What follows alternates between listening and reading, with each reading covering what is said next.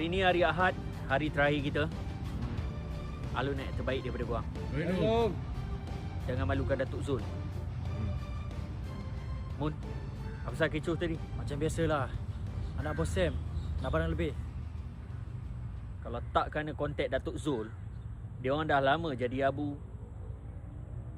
Anak bos Sam, hadap aku dululah. Alun tak nak kesilapan sama yang berulang.